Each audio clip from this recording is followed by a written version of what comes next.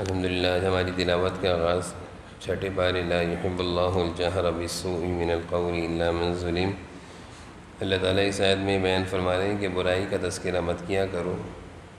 ہاں، اگر کسی کے ساتھ برا کیا جا رہا ہے تو اپنے آپ کو برے کے شر سے بچانے کے لیے تو ذکر کر سکتے ہو،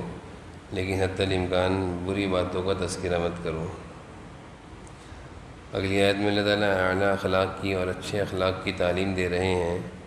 ان تبدو خیرا او تخفوہ او تعفو عن سوء، معاف کرنا، درگزر کرنا، یہ بھی نیکی کے کاموں میں سے ایک بڑا کام ہے۔ آگے کافروں کے طرز عمل کو بیان کیا گیا ہے کہ کافر بعض انبیاء کو تو مانتے ہیں اور بعضوں کی تکذیب کرتے ہیں، جھٹلاتے ہیں، جبکہ ایمان والے تمام انبیاء علیہ السلام کو دل و جان سے مانتے ہیں، ان کی تعظیم کرتے ہیں، لیکن شریعت جناب نبی کریم صلی اللہ علیہ وسلم کی ہے، اس پر عمل کرتے ہیں۔ آگے یہود جناب نبی کریم صلی اللہ علیہ وسلم سے مطالبہ کر رہے ہیں کہ اگر آپ واقعی اللہ کے نبی ہیں تو کوئی تحریر لے کر آئیں۔ یہود عموماً اس طرح کے مطالبات انبیاء علیہ السلام سے کرتے رہے۔ حضور صلی اللہ علیہ وسلم سے بھی کہنے لگے کہ اللہ تعالیٰ کو تحریر لکھ کر دیں آپ کے بارے میں، تب ہم آپ کو اللہ کا نبی مانیں گے۔ اللہ تعالیٰ جواب دے رہے ہیں کہ جس طرح یہ آپ سے اس طرح کا بیکار سا مطالبہ کر رہے ہیں، آپ سے پہلے فقط سألوا موسیٰ اکبر من ذلک، موسیٰ سے بھی انہوں نے بڑے بڑے مطالبے کیے ہیں کہ ہمیں اللہ کو دکھاؤ۔ حضرت موسیٰ علیہ السلام سے کہنے لگے ارنا اللہ جہرا، جب تک ہم اللہ کو دیکھیں گے نہیں اور اللہ تعالیٰ ہم سے خود نہیں کہیں گے کہ یہ موسیٰ میرے نبی ہیں، اس وقت تک ہم آپ کو نبی نہیں مانیں گے۔ آگے حضرت عیسیٰ علیہ السلام کے بارے میں جو یہود اور عیسائیوں کا عقیدہ تھا، اس عقیدے کی تردید ہے۔ عیسائیوں کا عقیدہ حضرت عیسیٰ علیہ السلام کے بارے میں یہ تھا کہ نعوذ باللہ یہ بھی خداؤں میں سے ایک خدا ہے، یعنی اللہ تعالیٰ کی خدائی میں یہ بھی شامل ہیں۔ اللہ تعالیٰ نے ان کی اس عقیدے کی تردید کی ہے، اور جو صحیح عقیدہ ہے اور جو ایک مسلمان کا عقیدہ حضرت عیسیٰ علیہ السلام کے بارے میں ہونا چاہیے، اس کا ذکر فرمایا ہے کہ حضرت عیسیٰ علیہ السلام اللہ کے بندے ہیں، اور یہود جو ان کے بارے میں کہتے ہیں کہ ہم نے ان کو قتل کر دیا، سولی چڑھا دیا، اللہ تعالیٰ اس کی بھی تردید فرما رہے ہیں کہ وما قتلوہ وما صلبوہ، نہ ہی حضرت عیسیٰ علیہ السلام کو یہود قتل کر سکے، نہ ہی ان کو سولی چڑھا سکے، بل رفعہ اللہ الیہ، بلکہ حضرت عیسیٰ علیہ السلام کو اللہ تعالیٰ نے صحیح سالم آسمانوں پہ اٹھا لیا۔ یہ ایک ایمان والے کا عقیدہ ہونا چاہیے۔ پھر فرمایا ہے کہ سود کھانا اور لوگوں کا مال کھانا یہ یہودیوں کی عادت ہے،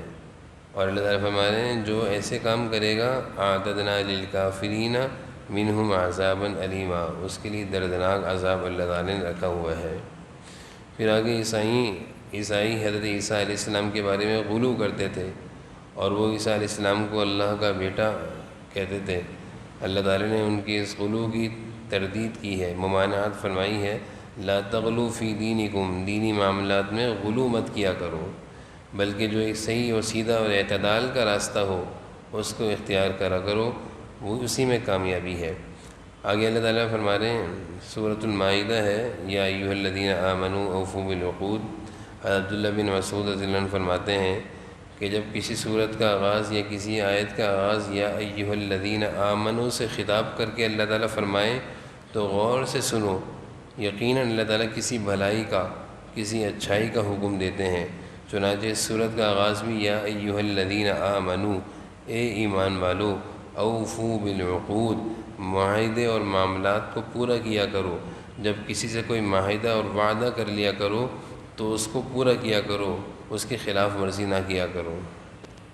پھر اگلی آیت میں اللہ تعالیٰ فرما رہے ہیں کہ اگر کسی کی مدد کرنی ہو تو مدد نیکی اور خیر کے کاموں میں کیا کرو، گناہ اور برائی کے کاموں میں کسی کے ساتھ تعاون مت کیا کرو،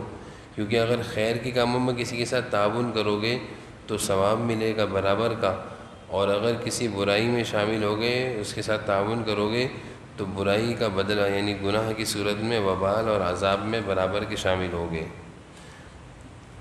اگلی آیتوں میں ایمان کی جب اللہ تعالیٰ کی طرف سے تکمیل ہوئی اور اللہ تعالیٰ نے اہل ایمان کو اس نعمت کے بارے میں بتایا کہ الیوم اکملت لکم دینکم ورضیت لکم الاسلام دینا، آج تمہارا دین اسلام مکمل ہو چکا ہے. تو یہ ایک ایسی آیت تھی جو مسلمانوں کے لیے بڑی خوشی کی آیت تھی.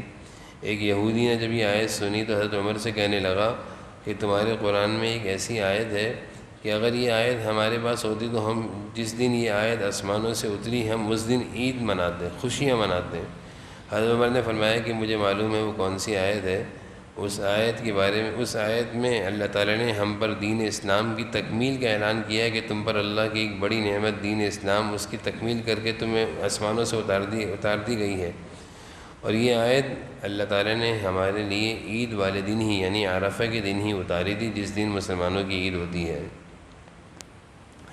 پھر اللہ تعالیٰ شکاری کتے سے متعلق احکامات بیان فرما رہے ہیں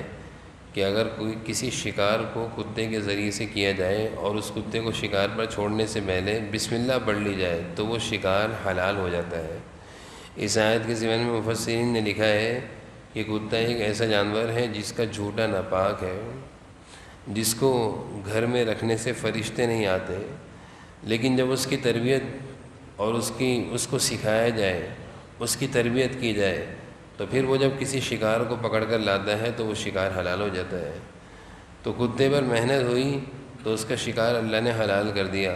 آج ہر چیز پر محنت ہوتی ہے لیکن انسان ہے کہ وہ اپنے آپ پر، اپنے اعمال پر، اپنے کردار پر، اپنے اخلاق پر اور اپنے دل پر محنت نہیں کرتا.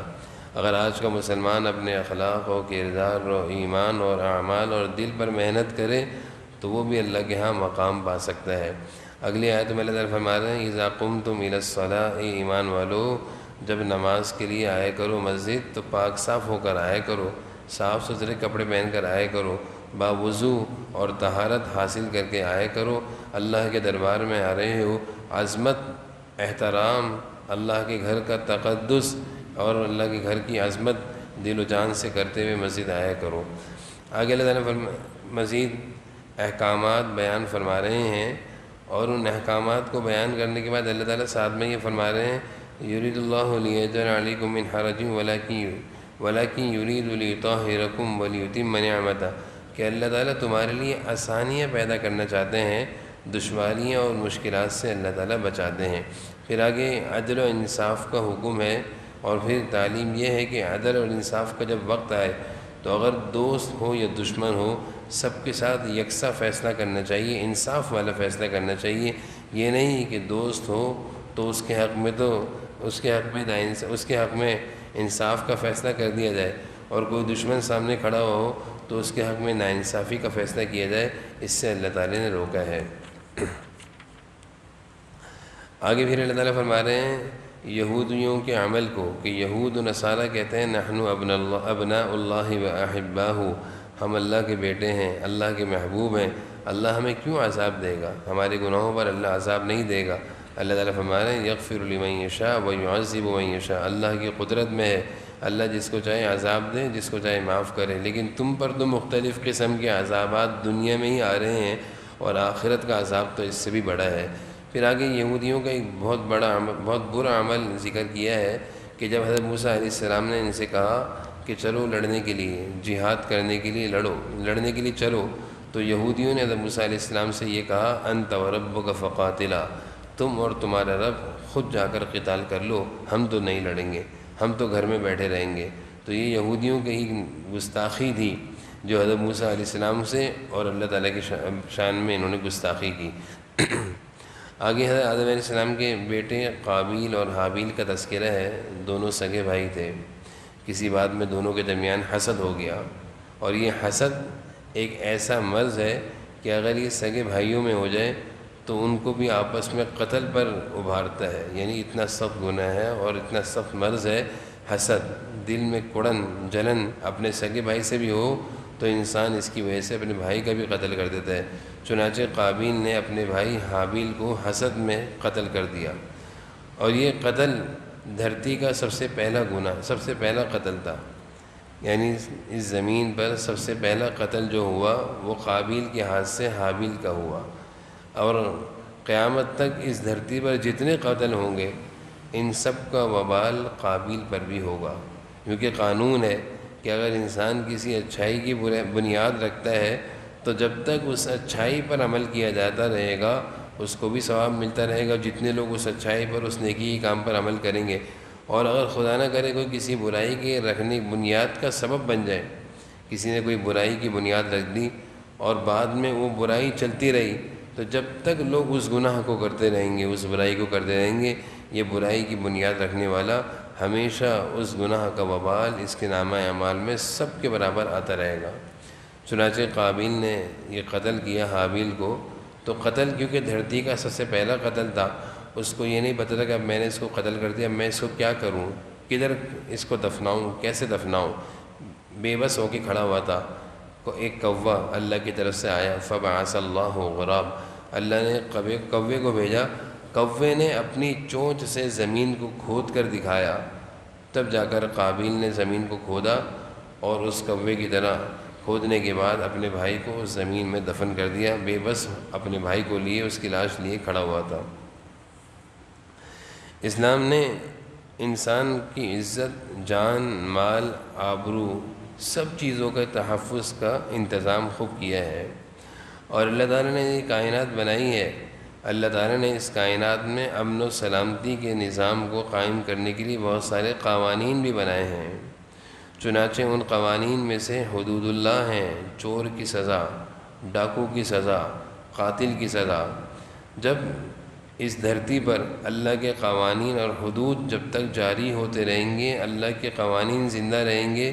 تو اس دھرتی، اس زمین سے جرائم کا خاتمہ ہو جائے گا۔ اور جب اللہ کے قوانین یعنی حدود، سزائیں نافذ نہیں ہوں گی، چور کو پتہ ہوگا کہ چوری کر لوں مجھے کوئی کچھ نہیں کہے گا، ڈاکو کو پتہ ہوگا میں ڈاکہ ڈالوں مجھے کوئی کچھ نہیں کہے گا، قاتل کو پتہ ہوگا کہ میں کسی کو بھی قتل کروں مجھے کوئی کچھ نہیں کہے گا، اس کو جب ڈر اور خوف نہیں ہوگا تو وہ بے دھڑک جرائم کرے گا، اور پھر اس دھرتی پہ بے گناہ جرائم ہوں گے، بے تحاشا جرائم ہوں گے۔ دنیا میں ایسے ملک بہت کم ہیں جہاں پر ان سزاؤں کا نفاذ ہو۔ ایک ملک ہے سعودیہ، جہاں پہ ان سزاؤں کا کسی حد تک نفاذ ہے۔ دنیا کی ریسرچ کے مطابق اس وقت سب سے کم جرائم سعودیہ میں ہیں۔ وجہ اس کی یہ ہے کہ وہاں پہ اللہ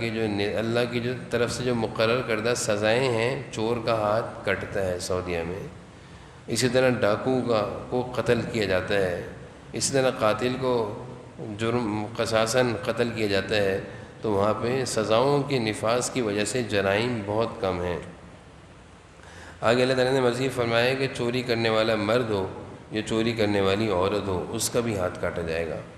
اس کا بھی ہاتھ اس جرم کی وجہ سے کاٹا جائے گا، تاکہ آئندہ وہ اس جرم سے باز رہے۔ پھر آگے اللہ تعالیٰ ایمان والوں سے فرما رہے ہیں، یا ایھا الذین آمنوا لا تتخذوا الیہود والنصارى اولیاء، یہود و نصارہ کو اپنا دوست مت بناؤ۔ اور اس آیت میں مزید اللہ نے فرمایا کہ اگر تم ان کو دوست بناؤ گے تو تم بھی انہی میں سے ہو جاؤ گے۔ پھر اگلی آیت میں اللہ تعالیٰ فرما رہے ہیں، انما ولیکم اللہ ورسولہ، اے ایمان والو تمہیں کیا ضرورت ہے یہود و نصارہ سے دوستی لگانے کی؟ ایمان والوں کے دوست تو اللہ و رسولہ، اور اس کے رسول ہوتے ہیں، یعنی ایمان والے تو اللہ سے اور اپنے رسول سے دوستی کرتے ہیں، ایمان والوں کو کیا پڑی کہ وہ یہود و نصارہ سے دوستی کریں۔ پھر آگے اللہ تعالیٰ نے مزید اہل ایمان کو غیرت دلائی ہے کہ یا ایھا الذین آمنوا لا تتخذوا الذین اتخذوا، اے ایمان والو تم ان لوگوں کو اپنا دوست کیوں بناتے ہو جو تمہارے دین کا مذاق اڑاتے ہیں، جو رسول اللہ کی شان میں گستاخی خاکے بنا کر گستاخیاں کرتے ہیں، جو صحابہ کی شان میں گستاخیاں کرتے ہیں، تم ان کو دوست بناتے ہو۔ یعنی اللہ تعالیٰ اہل ایمان کو غیرت دلا رہے ہیں کہ جو لوگ اتنے بڑے بڑے جرائم تمہارے دین کے بارے میں، شاعر اللہ کے بارے میں، جناب نبی کریم صلی اللہ علیہ وسلم کے بارے میں کرتے ہیں، تم ان لوگوں سے دوستیاں کیوں گاڑتے ہو، ان لوگوں سے دوستیاں کیوں لگاتے ہو۔ آگے پھر اللہ تعالیٰ نے عیسائیوں کے غلط عقیدوں کو مزید وضاحت سے بیان فرمایا ہے۔ پھر ایسے لوگوں کی مذمت کا تذکرہ ہے جو لوگ برائی کو دیکھتے ہیں اور برائی کو دیکھنے کے بعد برے لوگوں کے ساتھ اٹھتے بیٹھتے بھی ہیں،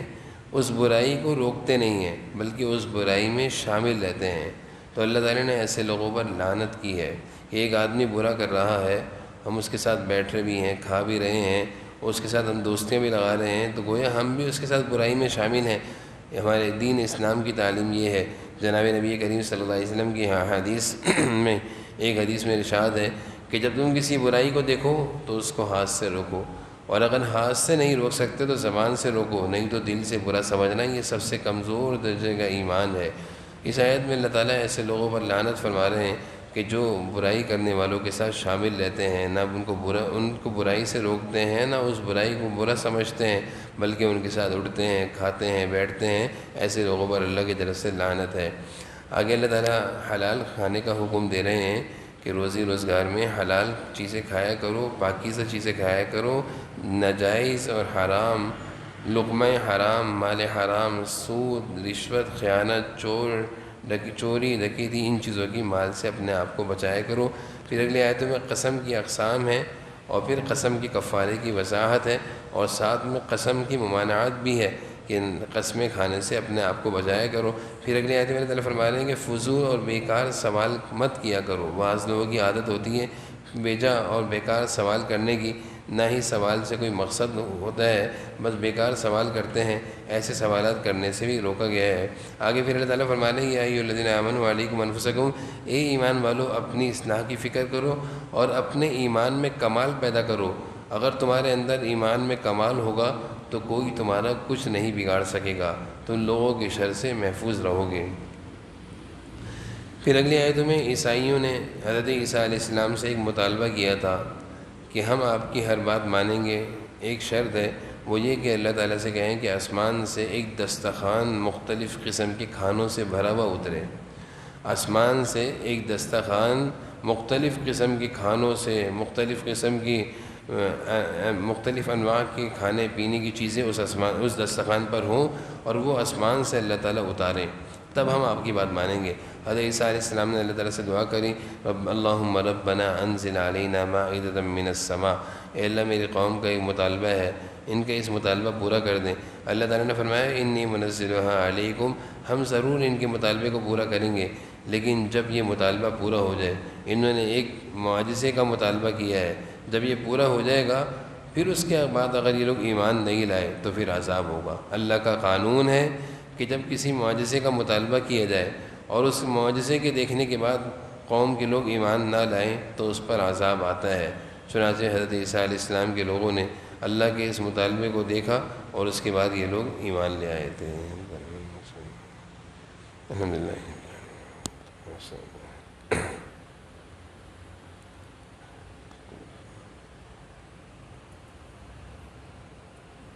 صلی اللہ علیہ وسلم۔